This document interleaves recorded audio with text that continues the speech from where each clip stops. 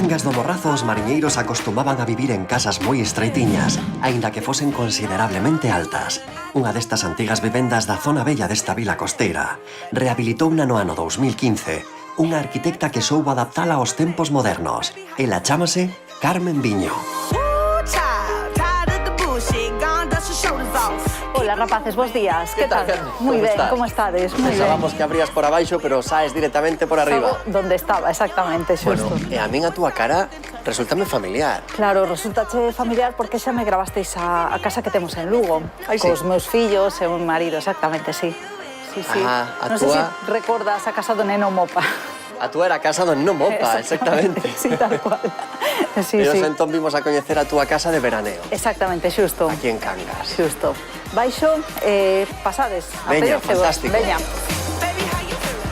Chegaches rápido, que a casa moi grande non é, non? No, moi grande non é. Benvidos. Adiante, pasade Pasamos? conmigo. Sí. Veña.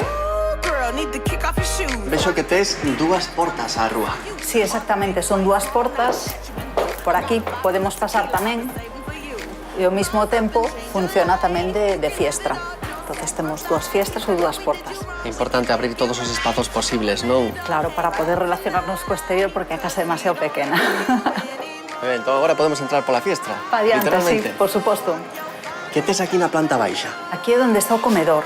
E despois na planta semisoto temos o salón, que está relacionado co comedor, e a planta, a zona de día, donde accedemos e donde pasamos a meir grande parte do día. E despois xa nas plantas altas é onde temos os dormitorios. Queres que vayamos a ver ese salón? Vamos, salón. Ide pasando. Este é o salón, o gran salón. Que tivestes que facer o sofá a medida, supoño. O sofá, non foi a medida, pero encaixou xustiño. Pois aquí é o espacio máis fresquiño de toda a casa. O estar medio enterrado e cos muros de pedra, a verdad que no Brao é onde mellor se está. E por que decidiches manter a pedra vista? Home, porque é un valor arquitectónico moi importante desta casa. E que é aquel oco que está na parede? É un mechinal que atopamos, que non sabíamos que estaba e decidimos conservalo para utilizalo. E aquí, basicamente, ver a tele. Ver a tele, xogar a consola, temos a lavadora empotrada debaixo das escaleiras, hai que aproveitar cada rincón. Moi ben. A onde imos agora? Imos para arriba, para a cociña.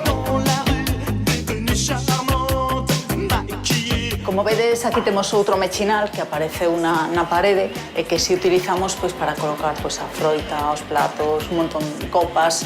Entonces, cando estamos usando a cociña, sí que aproveitamos este espacio. E como vedes, a estructura segue sendo a mesma, con vigas de madeira laminada que van dun lado a outro, dun espesor de 10 centímetros, e donde se embute directamente as luces.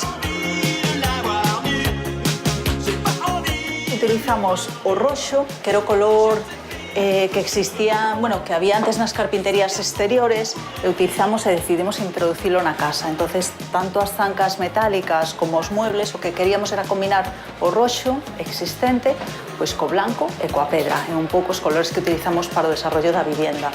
E podemos ver o que hai detrás dos paneis? Por suposto.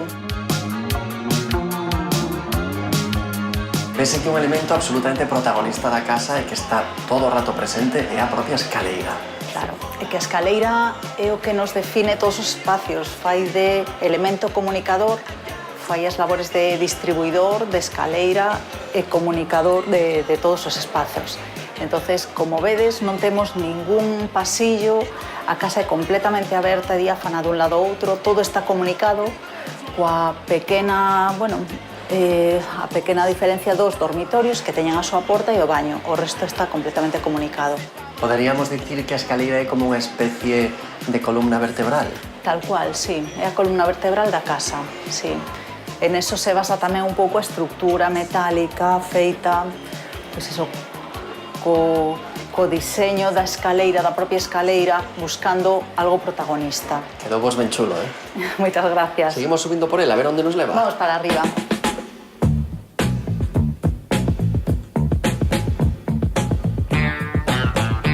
Isto é o dormitorio principal. Simplemente temos a cama, un armario empotrado, a tele e o balcón. Eso sí, o balcón tamén vinculado cara a calle. E de novo o teito de madeira. Sí, exacto. O Que dá teito de moita madeira. calidez, Sí, dalle moita calidez, e ademais, aínda que ten estructura metálica, que ten unha estructura metálica, bueno, lacada en roxo, igual que a escaleira, fai de apoio, pero dalle un color e unha continuidade a todos os espacios da casa. Moi ben. Broadway, Manhattan, Wall Street, Sí. que son barrios de Cangas. No, no, pero casi, casi. E dende aquí vemos a plaza e o mercado que incluso podemos ver se hai bon peixe. Que maravilla. Iso é un punto moi bo da túa casa. Estades Sí. moi preto do mercado, A claro. verdad que sí, está xusto ao lado, está moi cerquiña do mercado, moi cerquiña, está no centro xusto, e, bueno, a verdad que a situación é única. Parece un pobo con moita vidilla este. Claro que sí, é un pouco que se vive moito na rúa. Entonces é o que ten esta casa que está moi vinculada á rúa debido ás pequenas dimensións, pero tamén un pouco pola forma de vivir deste pobo.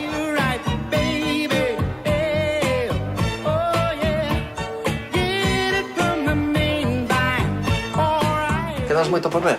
Bueno, aínda que pareza unha casa pequena, aínda quedan algunhas cousas. Vide por aquí. Veña.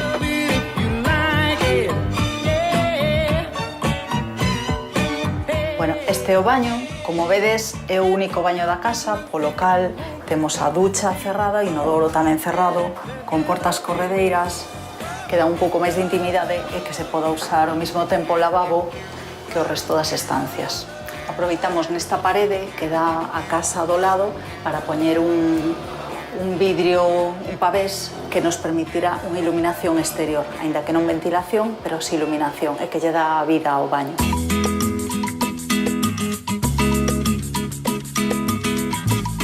Esta é a habitación dos nenos, como vedes é a máis luminosa de toda a casa.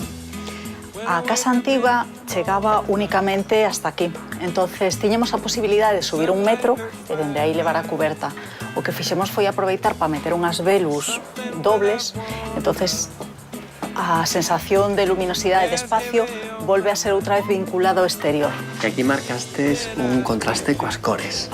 Sí, marcamos un contraste, utilizamos un pouco o gusto dos nenos tamén. Utilizamos o azul, que era o seu color favorito. Entonces xa vedes tanto as camas como as paredes, como, bueno, os estantes que teñen son azules.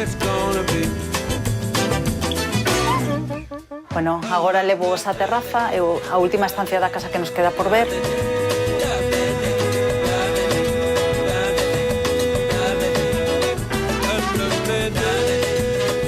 Este é como un pequeno refuxio, non? Xa non está tan exposto á rúa. Exactamente, si isto xa é como a parte máis íntima da casa que volca cara a parte posterior e ademais está, bueno, bastante protegido.